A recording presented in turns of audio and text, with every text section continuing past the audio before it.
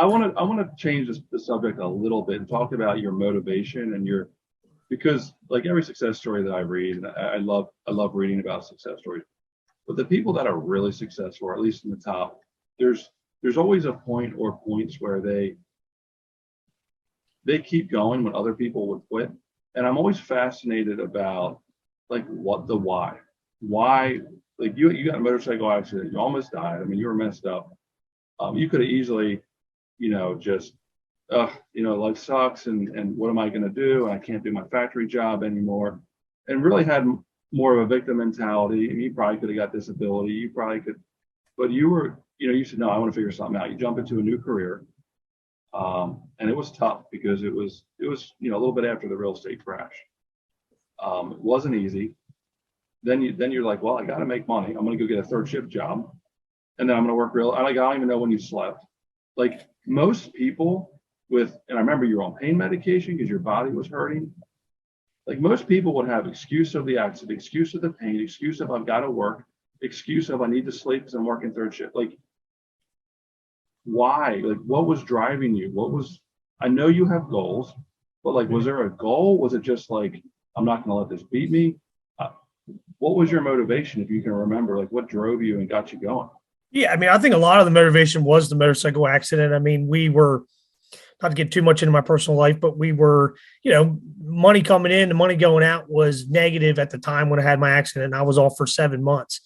And we never, got behind on any of our bills, but, there was times when things were tough, tight. And, I thought, what am I going to do to gain, like I said, an unlimited income, which I got into real estate. And I guess my biggest mindset, and maybe it was the trigger from the motorcycle accident, was, hey, I can never have enough money in savings. A lot of my motivation, obviously my family, but I'm very money driven too as well. And I never wanted to have to, hopefully ever have to worry about that of being like, hey, I don't have enough money saved. We're minus this, from the money coming into the bills going out.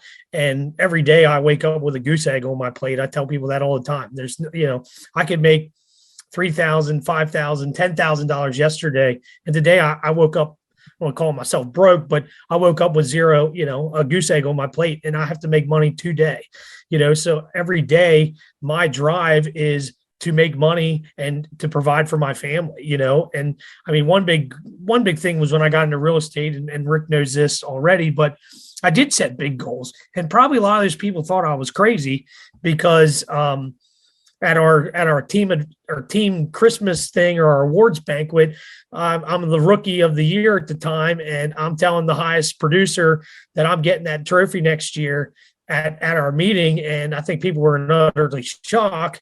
But I knew what I wanted. I knew I wanted to be number one, not only in our local office, but I actually was able to accomplish my second and third year in the business to be number one in the state for the company that I worked with at the time. And I watched those numbers like a hawk. I mean, it had me, every day I'm looking, it made me feel good, and there was other stuff that I, obviously have goals. I want some nice cars. Obviously I love cars. I want a nice house. We're getting ready to hopefully build here in the spring. But I said, my first year in the business, I wanted to sell one house a month. It ended up turning into, I was putting up 15 deals a month, probably more or less into my second year, third year in the business. My minimum a month I wanted was 6 a month. I wanted to have at least 6 up a month. I mean, I just set crazy goals. And my one goal was, and people might make laugh about this, but we had a whiteboard at the office, and every month I wanted to be the first one to put my name up there first. And I'm sure it really irritated people because I think I was like 9 or 10 months straight of my name on the board with multiple deals. And, it made me feel good, you know what I mean? But like, there was also that give and take. I mean, I was respected too, as well. It wasn't, I'm cocky and it was a cocky thing. It wasn't about that, because I had a lot of older agents that I was doing short sales and foreclosures that were coming to me, asking me, the ins and outs of it, because they hadn't done it in a long time. And then also, bouncing off ideas off of them too, as well. So, I mean, I was well respected, even though, I had some big goals and there was some, maybe some some things in there that I was a little maybe crazy, for, because of, they weren't, I don't think they expected it. I don't think they thought, hey, this guy's coming in here and he's trying to run us over in a way, you know what I mean? But I think I told my broker the one year that I was, the first year I got number one in the state, number one at the office, that, I want to crush everybody. I want everybody to do good, but I don't want to be one deal away from losing this position. You know what I mean? And I was able, I think I was a 3 million ahead of the next person in line, but I didn't want it to be, a $300,000 deal that took me off the pedestal. So, call me crazy, but, I just, one of those things is I am a goal setter. I wanted to make six figures by my third or fifth year, between 3 and 5 years in the business. I was able to accomplish that in my second year in the business, which again was a goal that I was able to, accomplish sooner than I thought. I have some bigger goals now, owning exotic cars, things of that nature. That hopefully in the next year or two, I'll be able to kind of pull the trigger on, but no, I think setting goals is you have to set goals. Otherwise you have no drive. I mean, I think that's a lot of things, whether you're driven by your family, money, other things in your life. I mean, I think setting goals and then you're trying to reach something. If you have nothing out there that you're trying to reach, I mean, what are you getting up for every day? And I think that's maybe one difference between me and some other people that feel like they need a kick in the butt every morning. There's nothing wrong with that. But like I said earlier, I mean, I wake up every day with a goose egg on my plate and I got to go make money. So I'm going out and working, whatever that is, making phone calls, making deals happen. So do you, I know some people are afraid of setting goals because if you set a goal and you don't hit it, then you're a failure, or you're not good enough. I mean, did you ever have goals that you didn't hit? And do you really feel like if you didn't set those goals that you wouldn't be motivated? Or is that just part of your overall motivate? Well, first of all, have you ever not reached goals that you've set? Well, yeah, I mean, there's definitely times I haven't reached goals that I set. I mean, there was, certain amount of volume I'd want to do, and I may have come a little bit short of the number that I was really looking for. One year I think I did 9.6 million. I was trying to get to 10 by the end of the year, and I think that was my third or fourth year in the business. But not that it was, it still was a goal that I set. And I wasn't able to achieve it. Now, I mean, was it a failure? I mean, yes and no, I feel like I still accomplished, close to what I wanted, but at the end of the day, yes, I didn't hit my goal. But it just made me strive the next year. I mean, in the beginning, like I said earlier, I wanted to sell one a month, and then it turned into, 14, 15 a month, no less than 6. And then I know I've told you this before, Rick, but like my first year in the business, I did like 2.5 million. And every year my goal was to double whatever I did the year before, my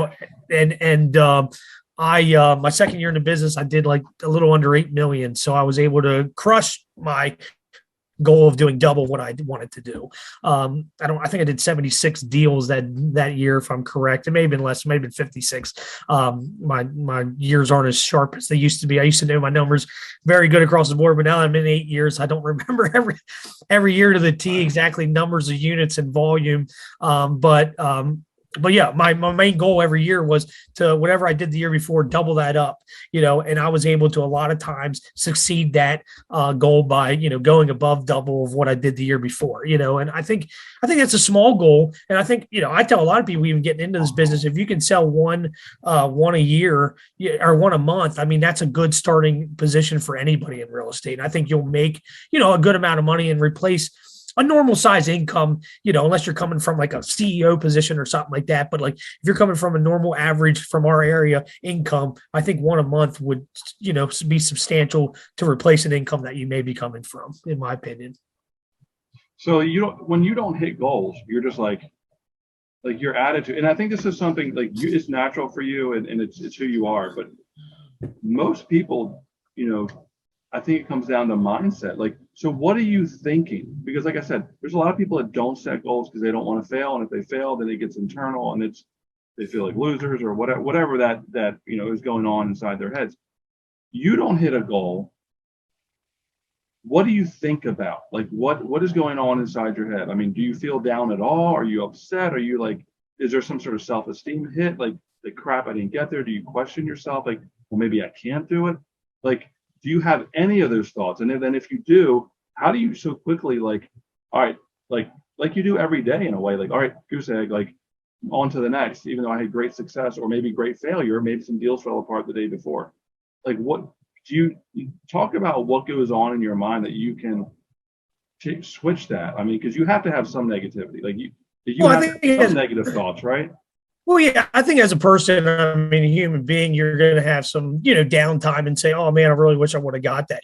I mean, nice thing about, once as a new agent, when you have one deal going on and it's your only deal and you lose that deal for per se, inspections. I mean, my first deal when it fell apart on the 5th month, I think I might have had another deal happening. So it still was devastating. It was very devastating. I think that would be one time that I felt like, oh my goodness, like here we go. Now I'm starting over again, but once you get to the point where you have multiple deals in the pipeline, not that I like to lose any deal, but it helps reset you, and say, hey, I have other stuff going on. Like, let me focus on this and get these to the table. And maybe that other deal that fell apart, like not saying that they're not buying now or not selling. It's just, hey, you got to start over. We got to get in another position. We got to figure out a better way to, the next time, maybe it's due to inspections. There's nothing more you could have did, but they're still going to buy. It just may be another month or two till you get them locked in again. So, hey, you didn't really fail. It just, hey, it's part of the process. But I think any position, especially when you're a newer agent and you have that one deal that's going on and something happens and it falls apart. I mean, that's probably the biggest defeat in real estate, I would say, in the very beginning, because like everything's riding on that one deal. Like you're so excited to get it done. You're so, this is everything you've been waiting for. And then boom, it shatters. So now you have nothing else going on. But once you get to the point, and if you can overcome that, and hopefully that deal isn't totally blown up, you're going to still sell them something, or they're going to still list their home, whatever. But I think the matter of fact is, once you keep on doing that and you keep on filling that pipeline, you have other stuff, I don't want to say distract you, but pull you away from just that one focus of like, oh man, this blew up. Hey, I got other good things happening right over here. You know what I mean? This is going to come back. It may take a month or two, but it's going to come back, and I'll succeed, and I'll get this buyer into their home. You know what I mean? So that's where I would say, I mean, everybody has emotions. I mean, there's times, I mean, I can't say I'm horribly down on myself if I don't hit the volume that I want to do, unless I'm like extremely off. I want to do 30 million and I come in at 10. I would probably be pretty devastated, or say, hey, I set myself way too high. I know with our team goal this year, we are going to probably fall short a little bit further than I want to be on our team, but we are going to exceed what we did last year in transactions and volume, as well. I kind of credit that, and not saying like, hey, it's not a failure, it's not a win, because it's neither really. But I think in our environment and in our community and our sales, we may be at the top of where we can push, for our area. As far as our goal was 75 million, I think we're going to do between 55, maybe 60 million. Hopefully we can hit there. Last year we did a little under 50 million in sales, but I think for our area, 50 million is a lot, so I don't know if that may be close to the cap, or if there's more room to kind of grow, too, as well. So I'm always pushing us to do more. I know our first year in the business as a team, our goal was 35 million. We were able to do a little bit more than that. But it's all about, setting the goals, and I don't want to set them so low that like they're so achievable that there's no, like when you hit that, you're going, yeah, I knew I was going to get that. I knew I was going to get that. Like, there's no point. You know what I mean? Like, because if you're not setting goals that you feel maybe unattainable, then what's the point of it? You know what I mean? Because once you hit that goal, it's going to make you feel really good, and maybe that's where it takes off from. Like, if I don't hit that goal, I know, I'm not as down on myself, because I feel like, hey, I came damn close, or really close to it. And, yes, I didn't achieve what I really was set out to do, but hey, I did a lot better than I really thought. Maybe I set the goal for 50 million and we did 44 million, and hell, I thought we were going to do 35, so I'm still way above where I thought we were, so I think setting an obtainable goal that's still in like reach, but far enough that you feel like if you do hit it, it's going to pump you up, so, I mean, you set the little stuff and then you kind of just chuckle because you knew you were going to hit that anyway. Make it something that you have to work for sure.